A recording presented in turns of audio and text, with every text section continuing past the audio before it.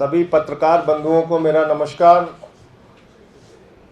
इस देश में नोटबंदी लागू करके देश की अर्थव्यवस्था को बर्बाद करने वाली मोदी सरकार, इस देश के अंदर जीएसटी का कानून लागू करके व्यापारियों को बर्बाद करने वाली मोदी सरकार, इस देश में काले किसानों के कानून लागू करके किसानों को बर्बाद करने वाली मोदी सरकार, इस देश में महंगाई आसमान पर पहुंचाकर माताओं बहनों के चूल्हे को बर्बाद करने वाली मोदी सरकार, इस देश के अंदर अग्निपथ योजना लाकर भ्रष्ट पथ पर निकल पड़ी है। ये मैं कहना चाहता हूं, सेना को नरेंद्र मोदी जी अपनी प्राइवेट एजेंसी बनाना चाहते हैं।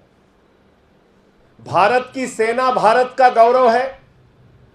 भारत की सेना देश की सीमाओं की रक्षा करने के लिए है और भारत की सेना में भर्ती होने वाला हिंदुस्तान का नौजवान अपने प्राणों की आहुति देकर देश की रक्षा करता है।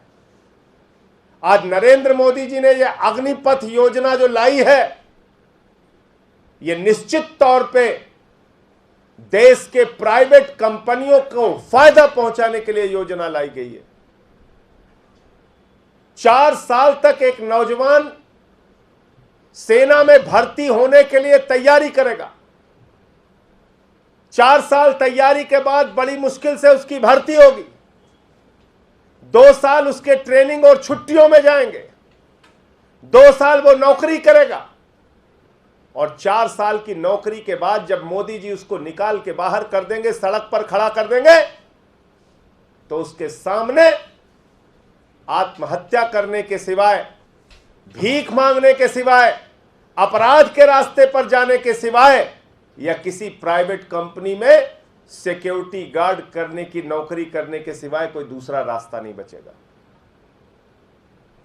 आज देश की खदानें, देश की सेल, देश के कोयला, एलआईसी, बैंक, सड़क, बिजली, पानी,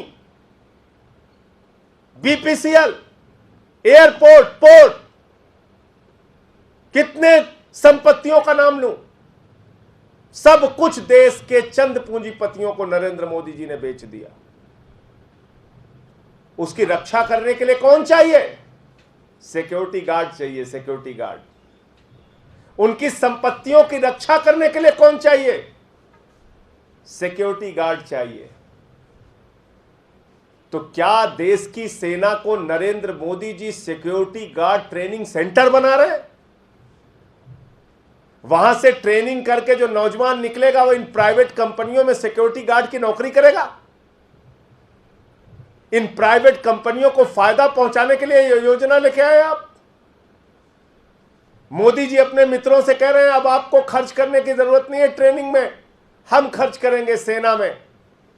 4 साल उनको ट्रेनिंग देके सड़क पर ला देंगे, जाके फिर वो आपके यहां बंदूक उठा के खड़े हो जाएंगे। आपकी जमीनों की रक्षा करेंगे, आपकी संपत्तियों की रक्षा करेंगे। क्योंकि मोदी जी कह रहे हैं कि उन्होंने रेल बेच दिया, सेल बेच दिया, कोल बेच दिया, एयरपोर्ट बेच दिया, पोर्ट बेच दिया, एलआईसी बेच दी, बैंक बेच दिया, सड़क बेच दिया, बिजली बेच दिया, पानी बेच दिया, टोल बेच दिया। पूरा हिंदुस्तान तो बेच दिया है। तो उसकी रक्षा करने के लिए यही नौजवान निकल के आएंगे, 10-10, 15-15 हजार, 7 हजार, 8 हजार में नौकरी करेंगे। ये आप चंद पूंजीपतियों के लिए प्राइवेट आर्मी बना रहे हैं हिंदुस्तान के अंदर। अंग्रेजों की प्राइवेट आर्मी खड़ा करने का काम कर रहे हैं आप।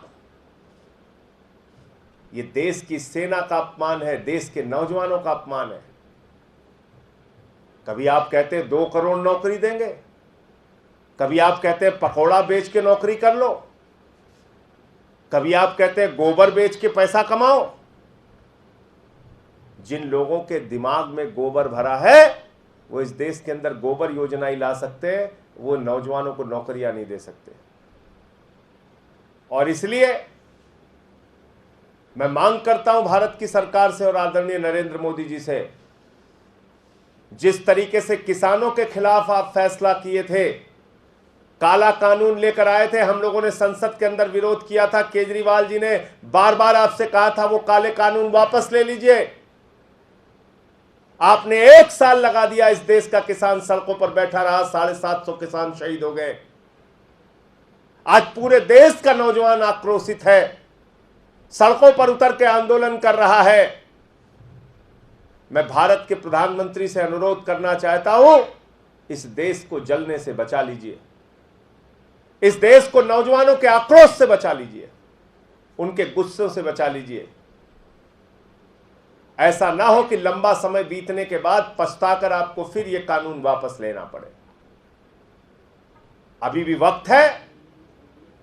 आप ये काला कानून जो लेकर आए हैं, देश के सेना के गौरव को गिराने के लिए और हमारे नौजवानों को अपमानित करने के लिए, यह कानून वापस ले लीजिए और फालतू के सब्जबाग मत दिखाइए। आपके जुमलों से यह देश बहुत बर्बाद हो चुका है और बार बार धोखा खा चुका है। बहुत जुमला बोला आपने इस देश के लोगों के साथ, और इसीलिए आपकी पार्टी का नाम भारतीय झूठा पार्टी हो गया। हर चीज में आप झूठ बोलते हैं। आपने कहा नोटबंदी से देश की तकदीर बदल जाएगी, काला धन खत्म हो जाएगा, आतंकवाद खत्म हो जाएगा। आपने कहा जीएसटी से हम देश को दूसरी आजादी दे रहे हैं, झूठ निकला। आपने कोरोना में थाली ताली बजवा के देश की जनता को बेवकूफ बनाया, मूर्ख बनाया।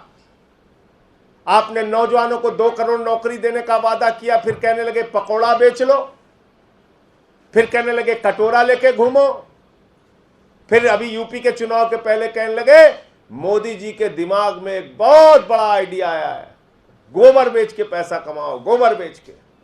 4 महीने से गोबर का कंडा लेके नौजवान घूम रहे हैं, कोई गोबर खरीद ले, हमारा गोबर खरीदो। तो इसलिए अरविंद केजरीवाल जी, दिल्ली के मुख्यमंत्री ने भी आपसे अपील की है, पूरी की पूरी आम आदमी पार्टी आपसे अपील कर रही है, इस देश को जलने से बचाइए, इस देश को नौजवानों के गुस्से से बचाइए। इस देश के नौजवानों के साथ, जो 20 करोड़ नौजवानों के साथ आपने विश्वासघात किया है, इस विश्वासघात से इस देश के नौजवानों को बचाइए और यह फैसला तुरंत तत्काल वापस लीजिए। 17 साल की नौकरी की गारंटी अगर एक नौजवान को मिलती है, वो इस देश के लिए मरने मिटने के लिए, शहादत देने के लिए, देश की सीमा को सुरक्षित करने के लिए अपने प्राणों की आहुति तक दे देता है। इसलिए कि जब वो इस दुनिया में नहीं रहेगा, देश को बचाते हुए शहीद हो जाएगा, तो उसके परिवार की सुरक्षा की जिम्मेदारी सरकार लेगी। आपने इस योजना में न पेंशन, न भविष्य की कोई तनख्वाह, न कोई नौकरी की योजना। 25% लोगों को आप कह रहे हैं कंटिन्यू करेंगे। वो बेचारे नौजवान तो इसी बात में लग जाएंगे कि कैसे हम अपने अधिकारियों को खुश रखें कि 25% की श्रेणी में आ जाए। वो देश के सुरक्षा की भावना उनके मन में जो रहती है, वो भावना दूर रख के वो पहली कोशिश तो इस बात की करेंगे कि 4 साल की नौकरी में हम अपने सीनियर अधिकारियों को, वरिष्ठ अधिकारियों को किन किन तरीकों से खुश रखें जिससे कि वो हमें कंटिन्यू कर दे, हम 25% की श्रेणी में आ जाएं। इसी में पूरी ऊर्जा उनकी चली जाएगी। तो इसलिए ऐसा कोई काम मत कीजिए। और दुनिया के तमाम देशों में सुरक्षा के लिए प्राइवेट आर्मी भी हायर की जाती है। कहीं ऐसा ना हो कि आप अपने मित्रों के लिए, अपने पूंजीपति मित्रों के लिए इस देश में प्राइवेट आर्मी तैयार करके और फिर सरकार इसी काम में लग जाए कि प्राइवेट आर्मी हायर करके अपना काम चलाए। ऐसी हालत में इस देश को मत पहुंचाइए, भारत की सेना के गौरव को मत गिराइए। मैं फिर यही बात कहना चाहता हूं। कल उत्तर प्रदेश के सभी जिलों में इस अग्निपथ योजना के खिलाफ आम आदमी पार्टी अपना विरोध प्रदर्शन करेगी और सरकार को ज्ञापन देगी। जी पूरे देश से आगजनी की खबरें आ रही है, लगातार ट्रेनें जलाई जा रही है बिहार में, और कल ही मोदी सरकार ने इसमें पहला संशोधन भी कर दिया है, 2 साल और बढ़ा दी इसमें आयु सीमा। क्या कहना चाहिए? ये 2 साल की आयु सीमा कितने दिन के लिए बढ़ाई है? सिर्फ 1 साल के लिए। 2 साल कोरोना के समय में भर्ती नहीं हुई। इस साल खाली उन्होंने एक बार के लिए छूट दे दी 2 साल के लिए।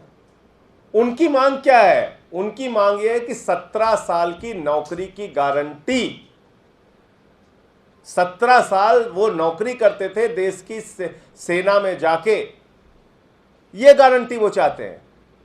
एक बार आपने राहत दे दी। 4 साल की नौकरी चाहता कौन सा नौजवान 4 साल की नौकरी चाहता है? आप भारतीय जनता पार्टी के मुख्यमंत्रियों को कहिए अपने बेटे को भेजें 4 साल सेना में। देश के प्रधानमंत्री को कहिए अपने परिवार के बेटों को भेजें। भाजपा के सांसदों और विधायकों को कहिए, इनके केंद्रीय मंत्रियों को और राज्य के मंत्रियों को कहिए कि वो अपने बेटों को, अपने परिवार वालों को भेजें 4 साल की नौकरी करने के लिए। आपने कैसा मजाक बना रखा है? 4 साल की नौकरी करेंगे नौजवान, उसके बाद सड़क पे कटोरा लेके भीख मांगेंगे? तो संशोधन वो चाहते हैं नौकरी की शर्तों में कि 17 वर्ष की जो उनकी नौकरी का जो कार्यकाल था वो कार्यकाल बहाल किया जाए। वो 1 साल के लिए सिर्फ आयु सीमा में संशोधन नहीं चाहते हैं। वो चाहते हैं जैसे आर्मी की भर्ती पहले होती थी, वहां एक सुरक्षित मानसिकता से आदमी जाता था, 17 साल की नौकरी करता था, उसके बाद अगर उसका प्रमोशन होता था और आगे कंटिन्यू करता था, उसकी नौकरी की एक सुरक्षा थी उसके साथ। आपने उसको खत्म कर दिया। इसमें पेंशन की कोई गारंटी नहीं, इसमें परिवार की कोई गारंटी नहीं, इसमें किसी प्रकार की कोई गारंटी नहीं। तो इसलिए आप मुझे बताइए, हाई स्कूल इंटर पास करके एक बच्चा 4 साल तैयारी करेगा, पहले 4 साल की तैयारी करने के बाद वो नौजवान सेना में भर्ती होगा, फिर 4 साल की नौकरी के बाद वो बाहर निकाल दिया जाएगा। वो किस काबिल बचेगा? किस काबिल बचेगा? क्या कर लेगा वो? तो ये संशोधन तो एक मजाक है। मैं फिर दोहरा रहा हूं, जिस तरह से 750 किसानों ने अपनी शहादत दी और 1 साल तक सड़कों पर आंदोलन चलता रहा, वो परिस्थितियां मोदी जी को नहीं पैदा करनी चाहिए। अभी समय है, समय रहते जाग जाइए, नहीं तो फिर 1 साल के बाद आप कहेंगे हमारी तपस्या में कोई कमी रह गई। ये ड्रामों से देश नहीं चलेगा। बहुत ड्रामा आपने कर लिया। और हिंसक प्रदर्शन की जहां तक बात है, मैं नौजवानों से अपील करूंगा, हाथ जोड़ के प्रार्थना करूंगा, दूसरों को तकलीफ पहुंचा के, अपनी ही संपत्तियों को जला के हमारा कोई लाभ नहीं है। इसलिए आप सबसे हाथ जोड़ के प्रार्थना है, अपना आंदोलन लोकतांत्रिक तरीके से, जो अधिकार आपको संविधान ने दिया है, उसके दायरे में रह के अपना आंदोलन कीजिए। केंद्र सरकार की तरफ से ये दी जा रही है कि रिटायरमेंट के बाद यानी 4 साल के बाद उनको 13 लाख रुपए मिलेंगे, जिससे वो अपना बिजनेस कर सकते हैं। और कई सीआरपीएफ और कई ऐसे जो संस्थान है उन्होंने कहा है कि उनको नौकरी में जो है वरीयता दी जाएगी। तो वही बात तो मेरी तो सच हो गई ना। यही तो मैं कह रहा हूं कि ये अपने मित्रों के लिए सेना को सिक्योरिटी गार्ड ट्रेनिंग सेंटर बनाया है मोदी जी ने। आप तो मेरी बात का समर्थन कर रहे हैं, वही बात आप बोल रहे हैं जो मैं बोल रहा हूं। यही तो कह रही है सरकार कि प्राइवेट कंपनियों ने आपको लेने का भरोसा दिलाया है। मुझे जरा बताइए, इंटर पास करके कौन सी नौकरी मिलती है? हाई स्कूल पास करके कौन सी नौकरी मिलती है? अपनी जमीन पे सिक्योरिटी गार्ड का काम, अपनी फैक्ट्री के बाहर सिक्योरिटी गार्ड का काम, रेलवे ले लिया सिक्योरिटी गार्ड का काम, एयरपोर्ट ले लिया सिक्योरिटी गार्ड का काम, पोर्ट ले लिया सिक्योरिटी गार्ड का काम। उठाओ जिंदगी भर बंदूक झोला, उनके परिवार को घुमाओ। यही तो मैं कह रहा हूं आपसे, वही सरकार कह रही है। हाई स्कूल इंटर पास करके कौन सी बड़ी नौकरी मिल जाएगी किस प्राइवेट कंपनी में? मुझे बताइए आप। अच्छा, बहुत बड़ी डिग्री भी नहीं ले सकता आदमी भाई? एमबीए करने में, पोस्ट ग्रेजुएट करने में 25-26 साल लग जाते हैं, तब तक तो उसकी सेना में जाने की उम्र खत्म हो गई। तो जाएगा किस डिग्री के साथ? हाई स्कूल पास करके, इंटर पास करके जाएगा। इंटर पास करके 4 साल सिक्योरिटी गार्ड की नौकरी करके, और उसके बाद जब वो आएगा बाहर निकल के, प्राइवेट कंपनी वालों के पास दर दर भटकेगा, तो कहने लगेंगे ठीक है सिक्योरिटी गार्ड की नौकरी कर लो, वरना आत्महत्या कर लो, वरना कटोरा लेके भीख मांगो। और आप मुझे एक चीज बताइए कि जितने आर्मी के रिटायर्ड लोग हुए हैं अब तक, छोड़ दीजिए अभी की बात, अब तक जितने आर्मी के रिटायर्ड हैं उनको किन प्राइवेट कंपनियों में कहां कहां कितने बड़े बड़े पदों पे, अधिकारी के पद पे या कहां कहां रखा गया, बता दीजिए। इसी का आंकड़ा सरकार दे दे, कितने % लोगों को रखा गया आज तक। उसमें भी तो 17 साल की नौकरी मिलती है अभी भी। तो जब निकल के आते हैं उन्हें क्या करना पड़ता है, मजबूरी में सिक्योरिटी गार्ड की नौकरी पूरी पूरी रात जग के करना पड़ता है, अपमानित होना पड़ता है। एक सैनिक को जो देश के लिए 17 साल अपने बिता के आता है, उसको भी यही काम मिलता है, तो 4 साल वाले को क्या मिलेगा? यही मिलेगा। और 13 लाख की बात आपने कही, उस 4 वर्ष में उसके परिवार के किसी सदस्य की तबीयत मान लीजिए ईश्वर न करे खराब हो गई, 13 लाख तो 2 मिनट में खत्म हो जाएगा। कहां जाए? आप ऐसी दलीलें देते हैं जो आप अपने बारे में खुद सोचिए ना।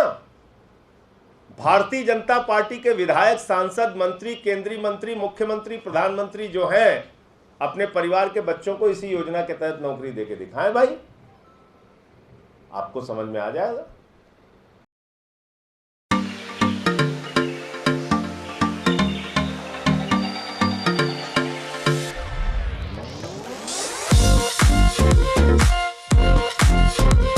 होटल बाग मारे, जायके की दुनिया में नया आविष्कार, मटकी दम बिरयानी का हुआ है शाहकार। शाही पकवान के तरीके से तजुर्बेकार, जिस मिट्टी की मटकी में होगी बिरयानी तैयार, उसी मिट्टी के मटकी में आपको परोसा जाएगा यार। अब से सिर्फ बिरयानी नहीं, शाही मटकी दम बिरयानी, जो देगा आपको शाही जायके का मजा।